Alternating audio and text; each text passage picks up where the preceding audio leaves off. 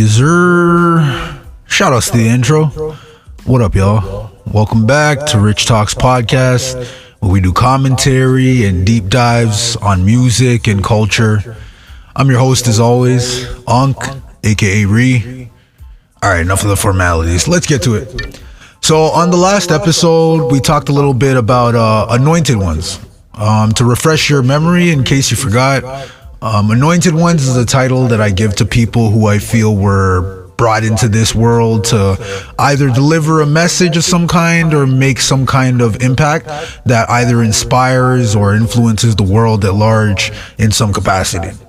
Now, just because I labeled them as Anointed Ones, I don't mean in the religious sense. I don't know, maybe more in the spiritual sense. Who knows?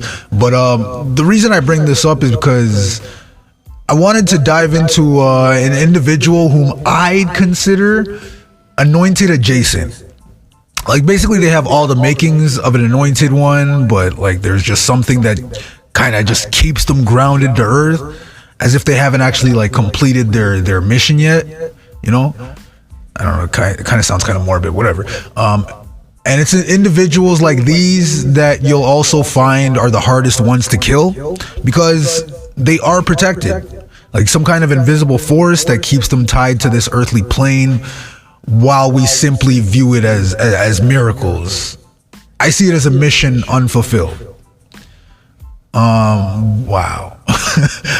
I really gotta stop starting the podcast with this philosophical talk. I ain't trying to bore y'all, but with my random word salads, you know. Let's get to the nitty gritty. I know what y'all want to hear. All right, so for today's topic, I'm gonna have a little fun again.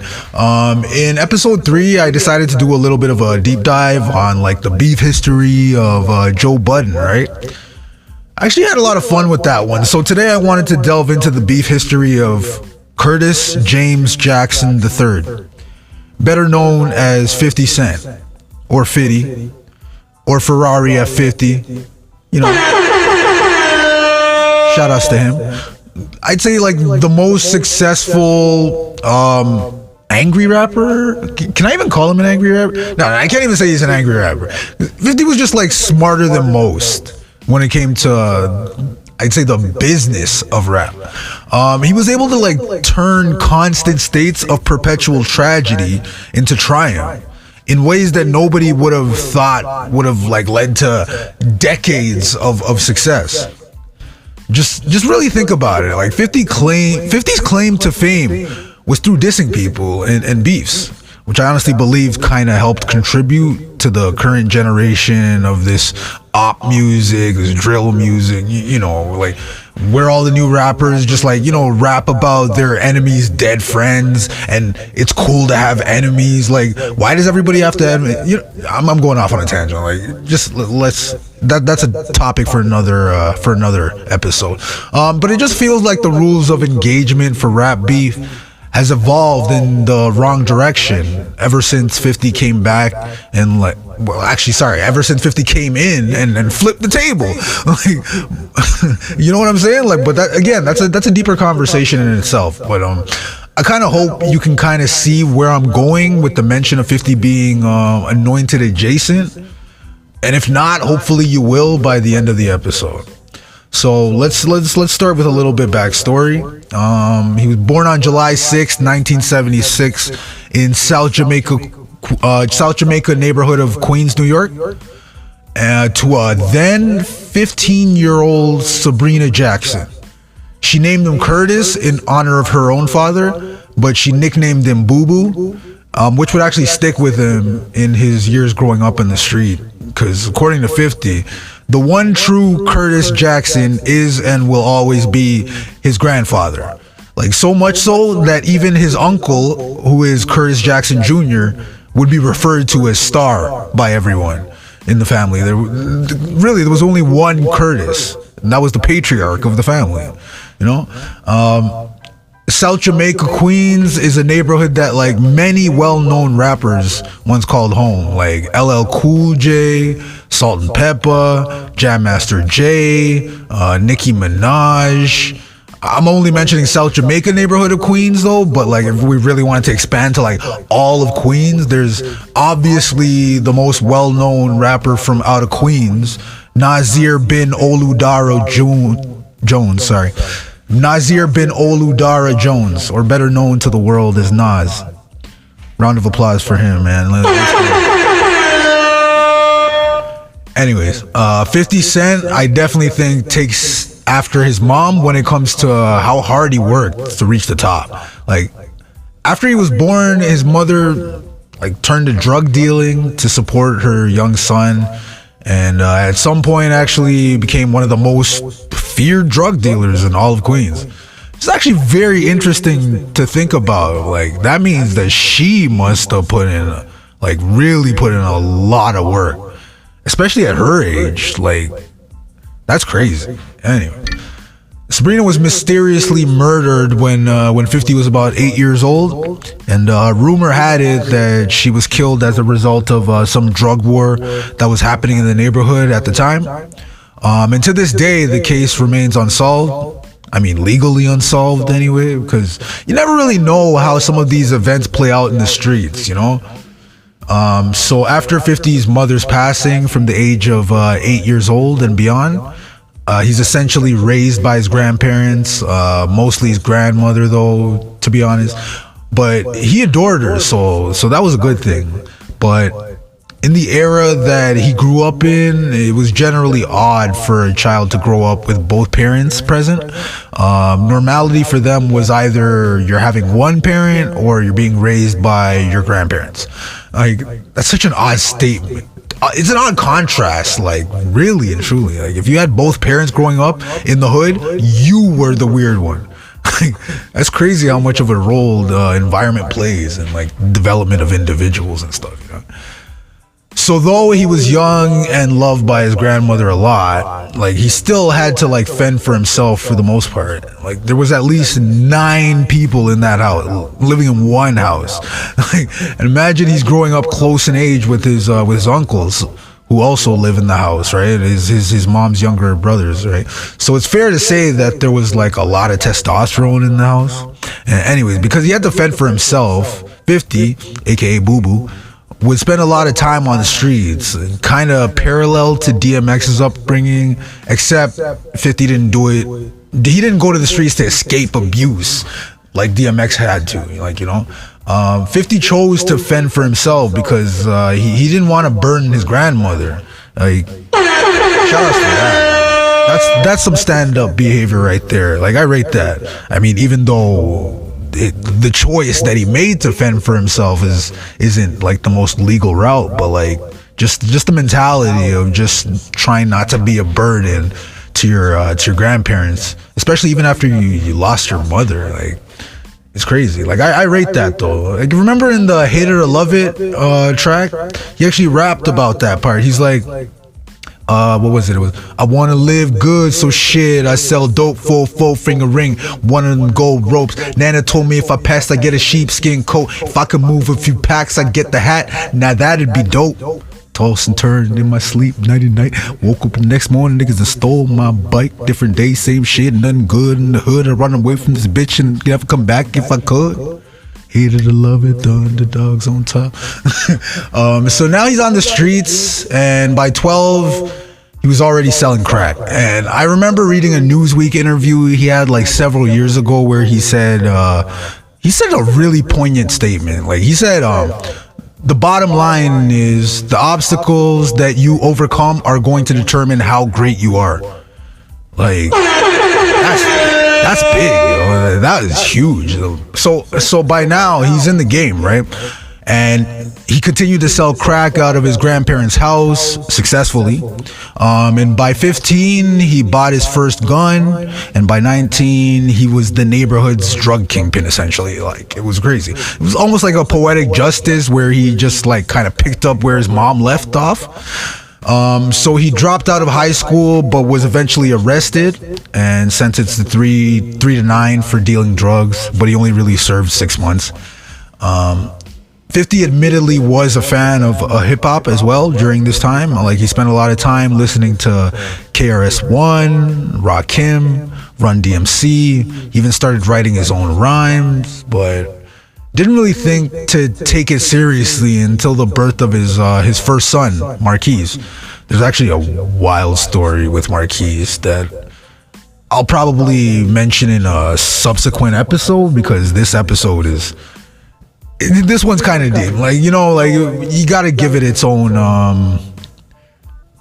you gotta give it its own space, like, because that's a deep story, man. Like a father and son, like of all the list of 50's beefs, like this one, like, come on, beefing with your son as an adult, like, yeah. Anyways, let's get back to it. So 50 met Jam Master Jay of Run DMC in '96. One of his idols as a kid, of course. Jay himself was actually from the same neighborhood as I mentioned, and he actually saw the potential in 50. So anyway, he basically took him under his wing and showed him how to write a verse properly, like showing him that it basically had to fit within 16 bars of music. And then in like '97, Jam Master Jay signed a production deal with 50 and agreed to promote him. So 50 got hot in the underground scene till finally Columbia Records signed a deal with him and gave him a $65,000 advance. But that really meant nothing, because 50,000 of that went to Jam Master Jay, and the remaining 15K went to like his lawyers. So even though he's now signed to a major record label, he was still broke as a joke. So of course he had to like continue to sell crack at this time to basically survive. You know, like after signing with Columbia, they essentially shelved him because they really couldn't figure out how to like really market him correctly. So 50 kind of got restless, sorry. Yeah, he got restless. Well, he is reckless, but he was just restless, right? Because at this point he had recorded at least like 40 tracks for Trackmasters. They were their imprint was under Columbia, so essentially I think the plan was to have 50 join under the Trackmasters imprint essentially for Columbia. But 40 tracks later, and not one of them was considered a potential single. And his debut album, Power of the Dollar, essentially had no release date. So as an artist, if your label doesn't give your album a release date, it's like you're literally gonna be living in limbo. Like there's a high chance that your album might never ever get released. Like if they don't give you a release date, that's crazy. So being the fan of hip hop that he was, 50 came up with a master plan. Thinking of a master plan, like Rakim. Y'all remember the song Dreams, Just Playing by Notorious B.I.G.? You know, I had dreams of fucking R&B bitch. I'm just playing. I'm saying dreams of fucking an R&B bitch. I'm just playing. I'm just saying. The song where he raps about all the R&B singers that he would sex, like Mary J. Blige, Mariah Carey, etc., etc. So 50 decided, why not do Dreams with a twist about maybe robbing famous rappers in the industry, or not just rappers, like robbing famous people in the industry, right, in the hip hop industry. So the song is basically about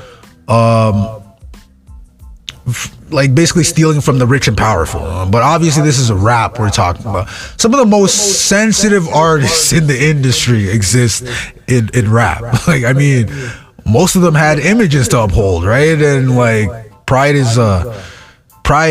will lead to your downfall. But like, you know, whatever. So with the help of D-Dot, a bad boy producer who was actually moonlighting at the time as the Mad Rapper under Trackmasters, they came up with a hook for How to Rob. That's the name of the song that 50 dropped, that actually like basically was the spark, I guess, the spark, yeah, for his career.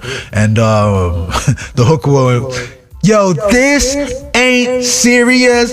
Being broke can make you delirious. So we rob and steal so our ones can be bigger. 50 Cent, how it feel to rob an industry, nigga. Let's actually go down the list of rappers that he mentioned in the song. You know, like he starts with an R.I.P. to shout out to B.I.G. and Tupac. R.I.P. B.I.G. Nigga, R.I.P. P.A.C. R.I.P. Enough of that shit. It's time to OD. One time. I love that part, actually. And then he goes on to mention that he'll snatch Kim and tell Puff, you want to see her again? Dance your ass down to the nearest ATM. You know what I think about that line, though? I'm honestly not sure if 50 was referring to Lil Kim, who he actually later collaborated with, and well, she was signed to Bad Boy at the time, right? She was a member of Junior Mafia and whatnot, right? Was he talking about Lil Kim, or was he talking about Diddy's the mother of Diddy's children at the time, Kim Porter, R.I.P. to her? Like, cause now that I think about it, that was like kind of a double entendre. Great job, 50. Anyways, he then goes on to spit lines that inspired the whole song with a twist. I have dreams of fucking an R&B bitch, but I wake up early and bounce with all this shit. Yo, that was mean, man. You're a victim. Yo, that was crazy. He mentions Mace's legal name too. And the line go again. He said, since these Harlem World niggas seem to all be fam, I put the gun to Cardan, tell your man, Mason better. Come up off that watch now. I mean right now. I love that track. He then went and took a shot at ODB on the song and other Wu-Tang members, which would actually later lead to him getting dissed many years later by the GZA on the song Paper Plates.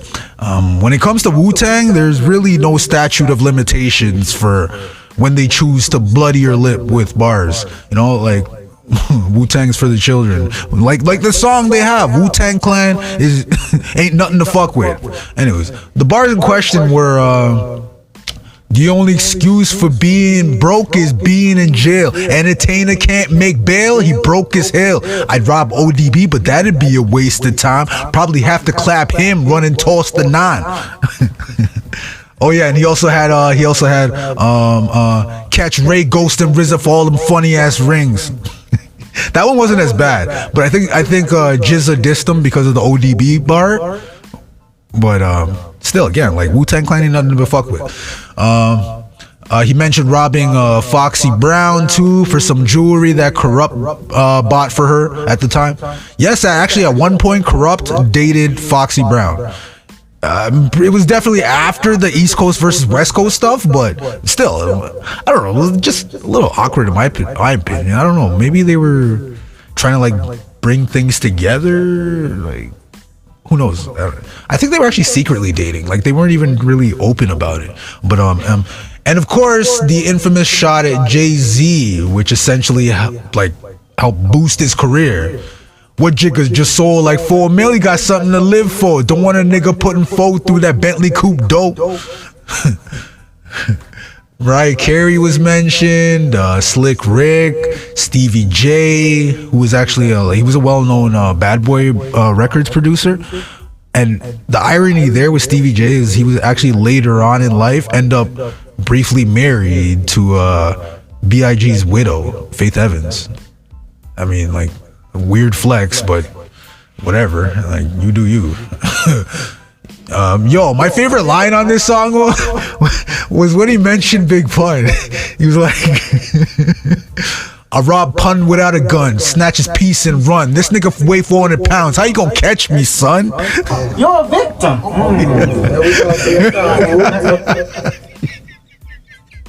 Yo, man, come on, man. Why you gotta? The man weighs 400 pounds. Well, Pun probably could have weighed 400 pounds. He was a very, very large man. He mentions Master P and Silk the Shocker. Y'all remember Silk? Will Smith and Jada, Timbaland and Missy Elliott, Jermaine Dupri. You remember Mr. So Def? Da Brat, Even DMX, he even had a line for DMX wanna get down? Well, you tell homie, I'm on that Tretch shit, I do my dirt all by my lonely.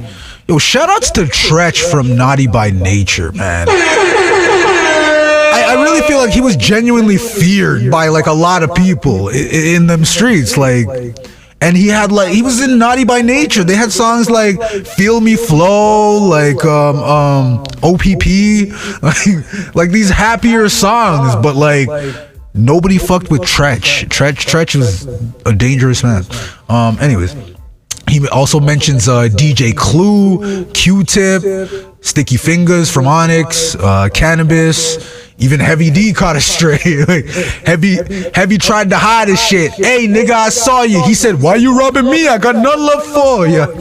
Oh, no, wait, how did it go? Yeah, he's like, yeah. Heavy tried to hide his shit. Hey, nigga, I saw you. He said, why you robbing me? I got nothing but love for you. Who else? Juvenile, even Blackstreet. Y'all remember Blackstreet? Was that R&B group most famously known for their songs No Diggity and Don't Leave. Don't leave me, girl. Speaking of R&B groups, he even throws Boys to Men in there. He goes, I rob Boys to Men like I'm Michael Bivins. Oh my God, come on, man. Shout outs to Michael Bivins, man. Shout outs to all of New Edition, actually. Like, yo, shout outs to New Edition, man. Like, if it wasn't for Michael Bivins, I don't think we would have had Boys to Men right now. He's the one that discovered them. Like, I mean, there's definitely an interesting story there, like for a future episode, for sure. He even mentioned Mike Tyson of all people. Yo, you know what's ironic? You're probably gonna hear Mike's name pop up again later on in this timeline.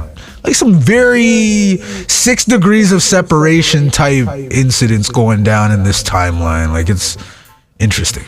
And last on the list of people that he took shots at on the record, radio personality Mr. C, Busta Rhymes, and the whole Flip Mode squad. And I think he really didn't have to throw him in there, but Kirk Franklin, like, really 50, like, come on. Kirk Franklin is a gospel singing man of God, sir. Like, you leave him alone. you leave Franklin, you leave Kirk Franklin alone, man of God. So now 50 finally had some buzz going, right? Which is exactly what he wanted, because people were responding to his industry diss track, like Jay-Z when he dropped the famous line, I'm about $1, what the fuck is 50 cents? They literally had just met for the first time backstage before Jay-Z said this on the stage. It was crazy. I think it was Summer Jam? It was Summer Jam, right? Anyway, 50 was just happy to be mentioned at the time, honestly. Even Ghostface Killah confronted him once at the Sony building. Like, they were crossing paths, like near an elevator, and Ghostface shouted like, "Is that the kid 50 Cent? We gotta holla." But nothing too crazy happened. Like, even Wyclef Jean of all people. Check out the track "Low Income" on the next Friday soundtrack if you want to hear it. It's not that deep though, but like, honestly, even Wyclef Jean like responding to getting dissed, like that's crazy. So if we're really being technical here, it's almost safe to say that those were 50's first real industry beefs. But come on, this is 50 we're talking about. Like, I know what y'all want to hear about, man. I know what y'all want to hear. Where is Ja? Somebody get Ja Rule on the phone right now. Where is Ja, man? Let's go. All right. Okay, so to really explain 50's beef with Ja Rule, we also kind of have to talk about a very infamous gang from the 80s known as the Supreme Team, led by Kenneth Supreme McGriff and his nephew Gerald Prince Miller, based in Jamaica, Queens, of course. So growing up, 50, he was already familiar with Supreme. Actually, 50, Supreme, and Prince used to have a pretty good relationship. Like 50 really actually kind of looked up to Supreme.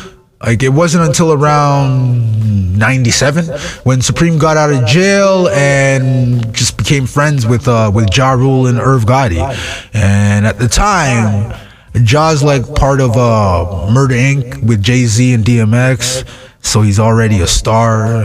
Meanwhile, 50's on the shelf, no buzz, no single, nothing, just in the streets selling crack. Until 2 years later, when he finally drops the infamous How to Rob, as I mentioned, and his buzz begins to grow, right? So how exactly did the beef between 50 and Ja start? Well, it all started when Ja Rule just happened to get robbed for a chain by a friend of 50's named Big Nose Troy, and Supreme, being a mutual friend of both, was able to get the chain back for Ja. Later on, Ja saw 50 in the club with none other than Big Nose Troy. 50 being the nice guy that he went over to say what up to Ja, but Ja wasn't having any of it because he thought 50 had something to do with it, and with him getting robbed, in the first place. So this caused some tension between them for some reasons, sensitive artists, am I right? Like, come on. Supreme ended up having a talk with 50 to leave Ja Rule alone because he's making money off of him. Like, come on, like, how these things go. There's always the street team that like kind of extorts the superstar.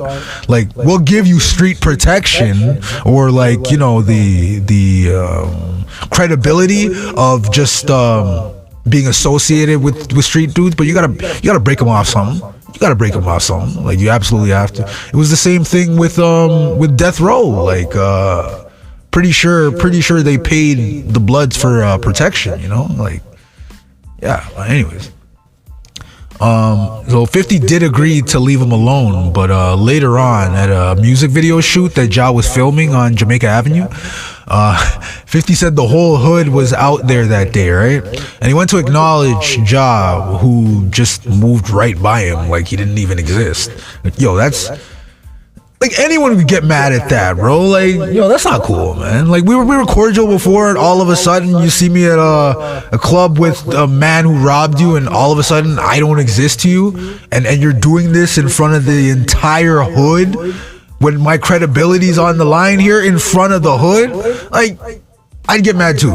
But initially 50 didn't care, or that's what he's claimed. He claimed he didn't care in his book. That's what he mentioned. But that is until Ja started running his mouth to all the hoodmans out there, saying things like 50 couldn't rap, which was almost like a subtle form of sabotage before 50 even had like a real commercial single available. Like, if the established star is telling you that the new up-and-comer is trash, you're kind of more inclined to believe him, no? Or just to appease him, you're gonna, even if you do like the new up-and-coming artist, just to appease, you don't wanna fuck with you don't wanna mess with the bag, right? Like, if this guy's paying you or whatever, you don't wanna mess with the bag, even if you mess with the new up-and-coming artist. But whatever. Anyway, so now 50's angry. Rightfully so. So he drops his first diss track to Ja Rule called Life's on the Line. The hook alone is a blatant shot at Ja Rule without even mentioning his name. Like, the hook goes, scream murder, I don't believe you, murder, fuck around and leave you, murder, I don't believe you, murder, murder, your life's on the line. The ironic part of that song is 50 actually had to change up his lyrics on there because on the original version he mentions Supreme. He's like, why you ran to Supreme to get your shit back? Why you won't approach me? Cause you know I'll push your shit back. Damn. Damn, son. You're a victim. There we go. But once again, out of the respect for Supreme, 50 changed the lyrics to The nigga that shot dice, went broke then sold soap. The thug that popped shit, the thug that popped clips, the thug that went from 3.5 to a whole brick. Which is cool. It was cool. I kind of prefer the original bar. Like, yo, that is blatant. It's like, man. Ja Rule would have been mad. So 50 would continue to take shots at Ja and Murder Inc., calling them studio gangsters and bitches, etc. Then one day in February of 2000, both 50 and Ja were like scheduled to perform at a nightclub in Atlanta. 50 had already spoken to Supreme about the situation, and out of respect was going to keep it cordial. So when he pulled up to his hotel before the show, he saw Ja standing outside. So he walked over to him to talk, you know, to let him know that the beef is squashed and there's no problems, you know. So while they're talking, Ja Rule's also like randomly swinging around this Louisville Slugger baseball bat to make a point in front of his homies, I guess. So after 50 got tired of Ja trying to lil bruh him, like, you know, like just swinging around the point in the bat, like you kind of know when somebody's like trying to play you in front of their peoples, right? Like just a whole bunch of bravado, right? So he punched Ja Rule square in the eye, like, and Ja Rule had at least like 8 mans with him, and they all like piled on 50 to protect Ja after Ja got punched in the face. And you think that if someone's being jumped by like 8 to 10 people, he'd be messed up pretty bad, right? But please, someone explain to me how 50 not only got out of that fight with barely any damage, but the man literally snatched the chain off Ja Rule's neck too during the whole melee, which he would actually wear in the Life's on the Line music video. See what I mean about protected? But I guess to be fair, 50 was also like a Golden Glove boxer, so he knew how to fight. Like he knew how to handle himself. But against 8 mans at the same time, like come on, man, like 10 people jump you and you win? That's not some divine ass protection, man. Cause like being a boxer is one thing, being a Golden Glove's another thing, but like, bruh, jump by 8 people and you still win. Nah, that is divine protection, my guy. That's legit divine protection. Anyway, so Ja did get his chain back eventually. How, you wonder? Of course you're not wondering. We all know he ran to Supreme again to get his chain back, which he did. But this time, 50 received a watch in exchange for returning the chain. It's crazy. He actually mentions this in the track Back Down, where he goes, I eat you for breakfast, the watch was exchanged for your necklace. Ooh, jeez. Leave him alone, Fifth. Damn. One thing about 50 is he's relentless when he has a problem with you. So now he's making Ja look like a clown in the streets, and it started to build tension between 50 and Supreme. Now, because 50 is now essentially hell-bent on destroying Murder Inc. entirely as revenge for Ja trying to stifle his career before it even had a chance to take off. And that's now messing with Supreme's cash cow. So obviously their relationship just started to go sour. It's like, everyone saw this coming. Come on. That's an interesting dynamic though, because you kind of see that 50 and Supreme were never really close like that growing up, because the fact that Supreme chose to ride with Ja because he was making money through him, obviously extorting him. He chose that over the loyalty of someone you watched grow up. Like, it's almost like he just wanted to lil bro 50 at every opportunity just to flex his power, you know? Personally, I think Supreme saw the drive in 50 from early on, and maybe he saw that anointed energy in him, just sought to stunt that in the end. Like, because some people, like, they exude a certain energy, and when certain individuals that just happen to be like in positions of power, they see that potential or that energy, and they just want to stifle that. Like they'll do whatever they can to stifle that, even if it's to the detriment of themselves. Like you're losing the loyalty of somebody that would have done anything for you, but you chose to stifle that because you feared their potential. Anyway, so after the incident with Ja getting snuffed, 50 essentially just went back to hustling because he just assumed that Ja Rule, being so well connected in the industry and 50 punching him in the eye, he figured he's about to be blackballed. So like, you know, he's just prepping himself, you know. So let's just fast forward a little bit to another incident where 50 and Ja Rule just happened to be recording at the same building in Manhattan called Hit Factory. Ja was recording in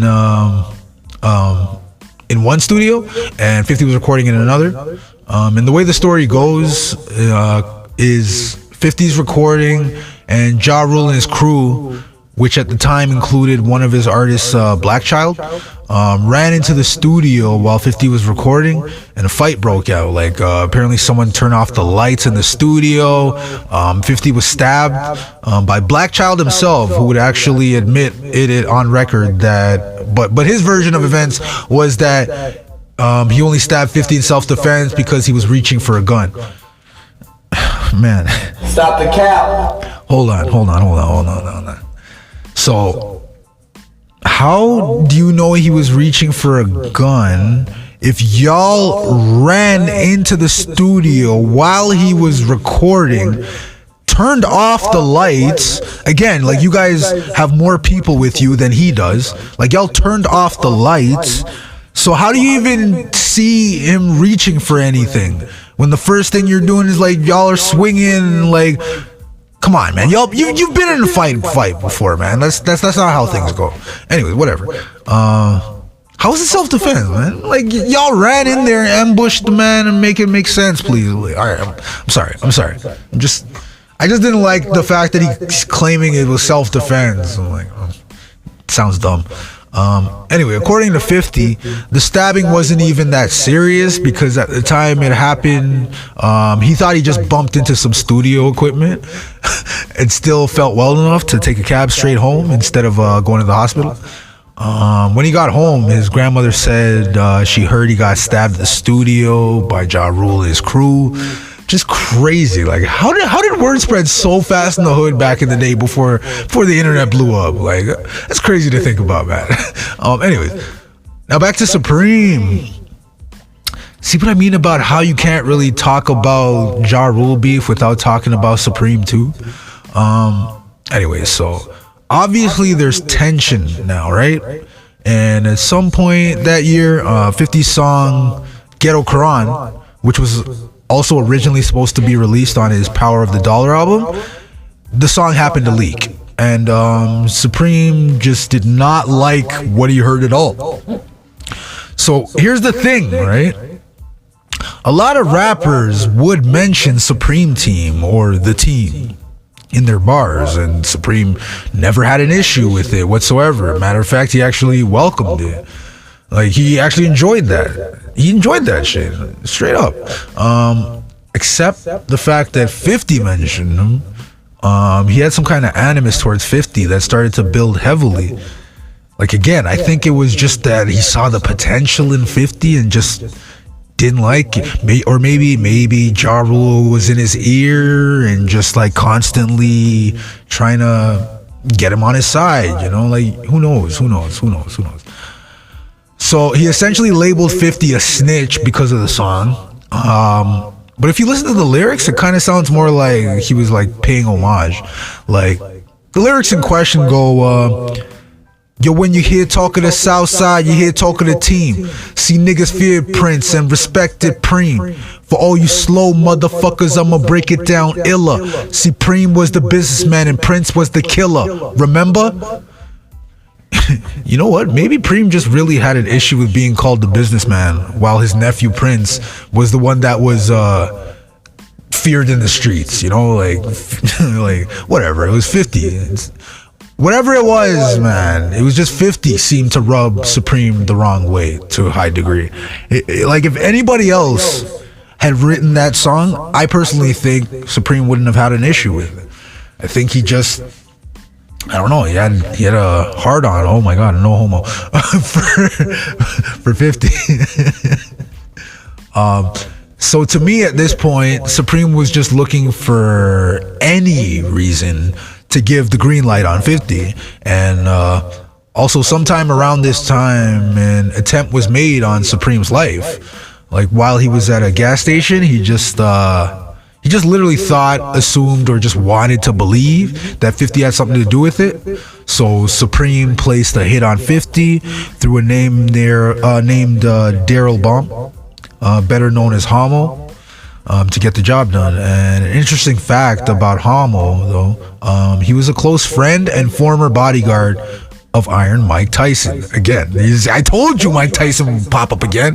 Like, it really feels like some 6 degrees of separation shit, man. Like, Mike Tyson, a friend of Tupac Shakur, he dies the night that he goes to see Mike fight in Vegas. Several years later, another friend of Mike Tyson, the man who attempted to assassinate 50 Cent. Then a few years later, 50 Cent buys Mike Tyson's old mansion in Connecticut. What the hell? Like, come on, guys. Coincidence? Maybe. It just seems a little too coincidental to me. But anyway, in May 2000, 50 Cent was shot while sitting in a car outside of his grandmother's house. 50 actually details the shooting in great detail on chapter 21 of his autobiography, From Pieces to Weight, Once Upon a Time in Southside Queens. It's actually an amazing read, by the way, like especially if you're a fan of autobiographies like I am. Here's an excerpt detailing the actual shooting, where he goes, "Another car eased up in the block and stopped, but it didn't register at the time. I slid into the back seat. I felt someone coming over my shoulder, but saw no one there. The other car resumed rolling. When I handed the chain to the driver, the shooter was sneaking up on my left side. I want to believe that I saw it coming at that point, but if I had seen it coming, then I wouldn't have gotten shot, would I? The shooter was on me, emptying bullets. I jumped. I felt my legs on fire and fell back down. The shooter stuck his hand deeper in the window, still bucking. I reached for the jacket in my lap. I pointed the pistol at the shooter, but the gun wasn't cocked. There was nothing in the chamber. A bullet tore into my face and my mouth exploded. Another slug blew up in my hand before the driver finally pulled off." Yo, holy, bruh. If that ain't divine intervention, like, come on. This brother was literally shot 9 times at close range and didn't die. Holy. That actually kind of reminds me of that Jay-Z bar when he was like, 3 shots, close range, couldn't touch me, divine intervention. Like, it really is divine intervention. Or that person has the worst aim in life. Oh my goodness. But serious divine intervention. Like, this brother was 9 times? Bro, if that ain't anointed, then I don't know what is. Because Lord Almighty, we've all heard of people who passed away from far less. Especially when you consider the fact that Homo, the shooter, was actually gunned down himself a few weeks later after the attempt on 50's life. 50 actually mentioned that in his song Many Men. Shout outs to Many Men, yo. He goes, in the Bible it says, what goes around comes around. Homo shot me 3 weeks later, he got shot down. Now it's clear that I'm here for a real reason. Cause he got hit like I got hit, but he ain't fucking breathing. Many men. It's funny hearing those lyrics again, because I remember when I first heard that song back in the day, I genuinely thought he got revenge on his attempted killer.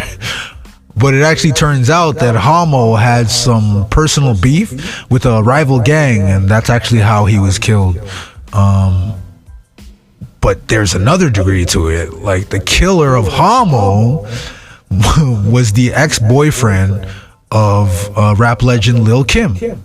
What are the odds? Like, all these New York rappers are really tied to each other in some ways. Really is 6 degrees of separation, I swear. Supreme really wanted 50 gone, to the point where he orchestrated the murders of a few people associated with him. Like, in late October of 2002, around 7:30, 2 men were buzzed into a recording studio on Merrick Avenue in Queens. They went up the stairs, they went down a long hallway, and into the studio where Jam Master Jay was sitting playing video games. One man blocked the door and told the other 2 people in the room to get on the floor, while the shooter shot Jay in the head, killing him instantly. Supreme would eventually be convicted for his role in the death of Jam Master Jay in 2007, among a few other murder convictions. Supreme is currently serving a life sentence behind bars.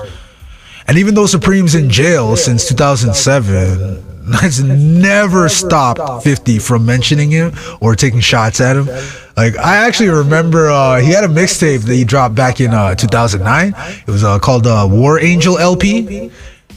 And on the song called Get the Message, yo, he just blatantly just takes a shot at Supreme. He's like, I tell my little niggas fuck Preem, and any motherfucker down with him can suck me. I'm still mad.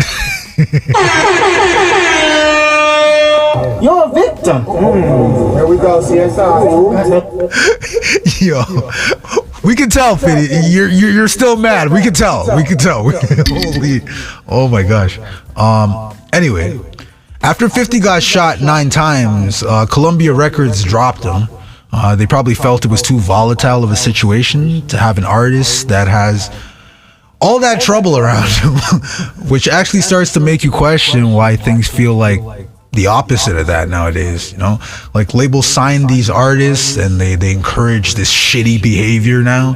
Like, oh, an artist goes to jail or dies, boom, the label makes way more money off of them, like some kind of cattle factory. Like, I'm going off on a tangent now, I'm sorry, but it just irks me a little bit. Like, again, but that's topic for another day, you know? In 2002, 50 wrote the infamous song Wanksta. And y'all remember that song. You say you a gangster, but you never pop nothing. We see you a wankster, and you need to stop frontin'. That song was so big back in the day, man. Although the entire song was also just a shot at Ja Rule, like, really and truly. 50 was able to give a demo of Wanksta to who was it? Like, Wanksta and like 3 other songs to Paul Rosenberg, the manager of the hottest rapper at the time, Eminem. And after hearing the songs, Eminem got in touch with 50, and he had him come to Los Angeles, where he was filming 8 Mile at the time.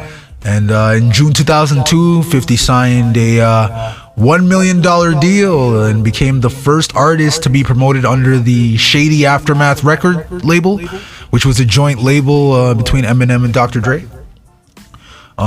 So after putting Wanksta on the 8 Mile soundtrack and seeing how much radio play it was getting, Eminem and 50 just got to work on 50's debut album, Get Rich or Die Trying. You see, now that's the clear difference between somebody who sees the potential and acts on it, like Eminem did, versus Columbia, who were just like, I don't know, I feel like they were just collecting artists just so their rival labels didn't have a chance to get them. Maybe like they didn't even know what to do with who they had. Like, I don't know, maybe it was the A&R thing. Who knows? But yeah, they got to work on 50's debut album, Get Rich or Die Trying, which is one of the most important and influential albums of the early 2000s, to me, at least. And not many people know this, but you know, Ja Rule kind of fucked up after 50 signed with Shady Aftermath, because he had his beef with 50 Cent. That's fine, right? But then he decided to take things a step further and actually go after Eminem for signing 50 on the track called Loose Change, which was a 50 Cent diss. Ja Rule actually takes shots at Eminem's family.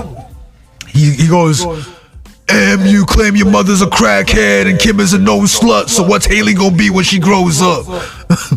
Yo. You're a victim. Fam, like, come on, man. Why you gotta bring up the kids, man? Like, you can't be bringing up the kids. You're a victim. There we go, CSI. Like, I don't even remember how old Eminem's daughter was at the time, but like, you don't bring people's kids into it. Like, I don't know, it's weird. Now, bringing Eminem into the fray was definitely the wrong move, because like the whole shady aftermath and anyone associated with them ended up taking shots after shot at Ja Rule, which ended up greatly diminishing his career as a rapper. And like, if there's any lesson to be learned from Ja in this case, it's like, yo, leave the kids and the family out of things like this. Like, bruh. That's crazy, man. But yo, shout outs to 50, man. Like, this, I knew this would be a long episode, and I knew I couldn't get through everything. Because look, I literally barely got through just one beef. Well, technically two. Like, you know, Supreme and Ja Rule, I consider it one beef because it's like two sides of the same coin. Like, because he's essentially beefing with the same people here.